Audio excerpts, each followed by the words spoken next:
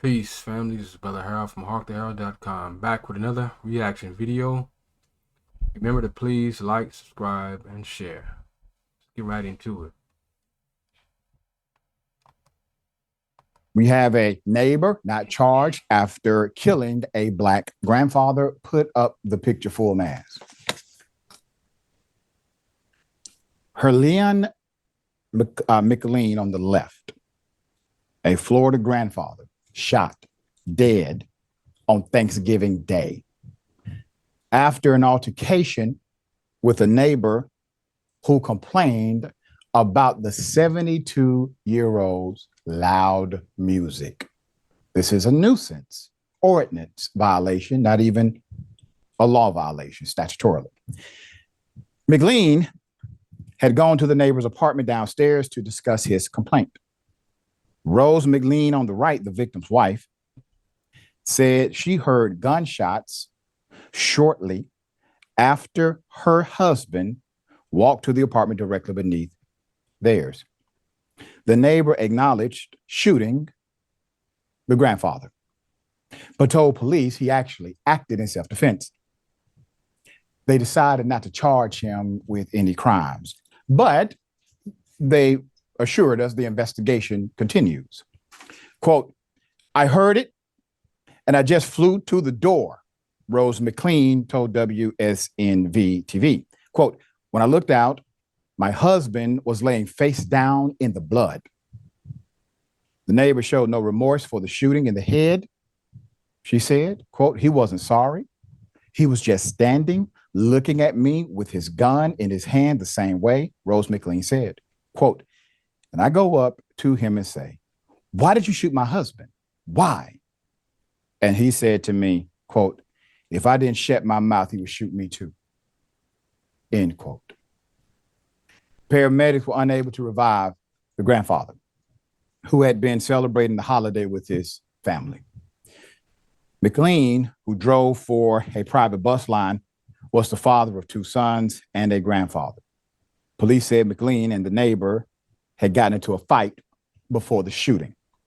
Now, naturally, this means they accept the narrative of the person who's still alive, okay?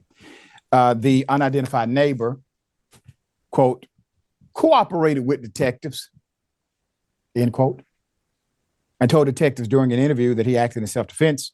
Police said Rose McLean strongly disputed the neighbor's claim. Quote, "My husband didn't have any weapons. My husband didn't have a knife on him," Rose McLean said.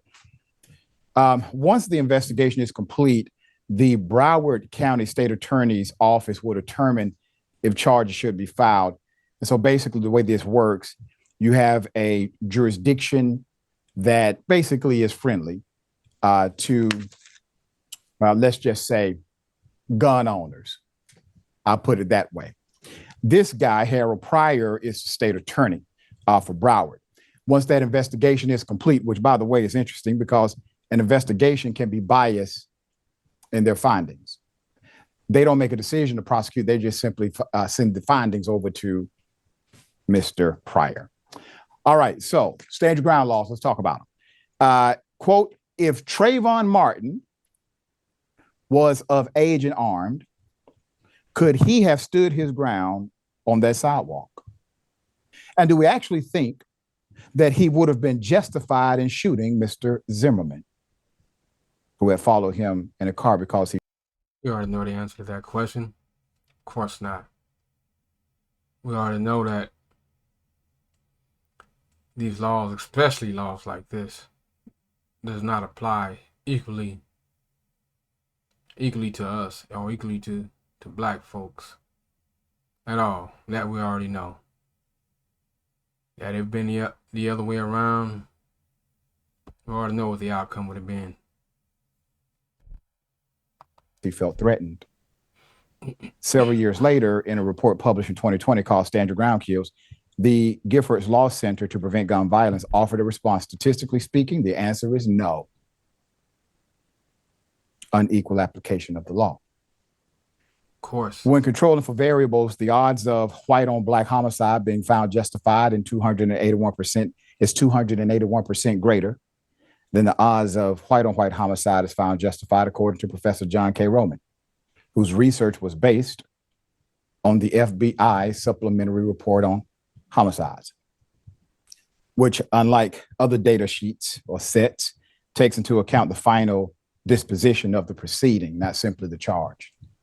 A team of health scientists conducted a study of its own based on data the Tampa Bay Times had pulled together in a thorough examination of 237 stand your ground cases over multiple years, beginning in 2012. The examination found that in Florida, a Black person asserting a, quote, stand your ground defense in a case where a white person was killed was twice as likely to be convicted as someone using the same defense being tried in the killing of a Black person. Stand your ground is a perfect illustration of the disparity in the administration of justice.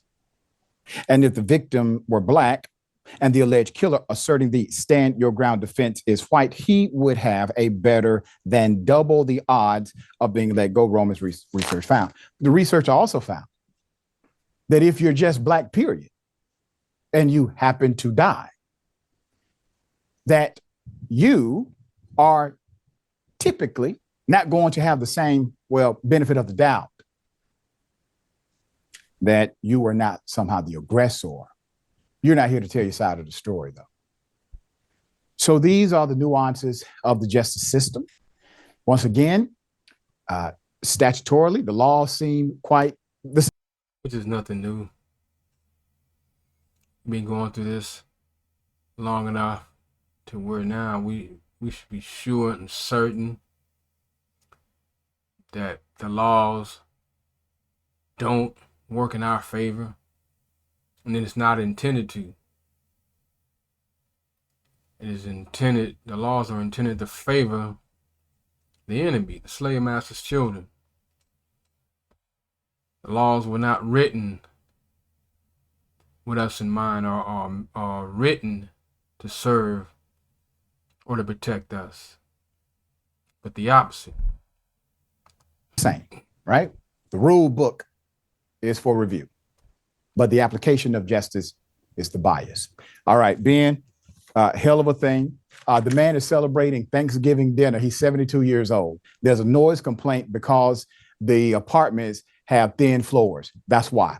And he goes downstairs in order to address it. He ends up dead, no remorse. The man threatens to kill the woman. Hell, that's a terroristic threat right there. Arrest him on that if you don't arrest him for anything else. What say you? Yeah, it's a tragic story all around. Anyway, man, I don't think we need to hear any more of this. It is what it is. We know what we need to do. It's period. I mean, when is enough going to be enough?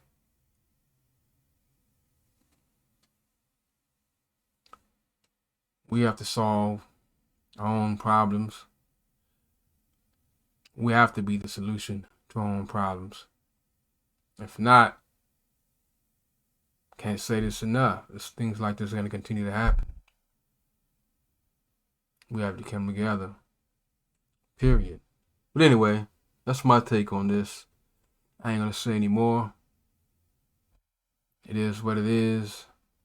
But once again, this is Brother Harold from HawkTheHerald.com saying peace. And remember to please like, subscribe, and share.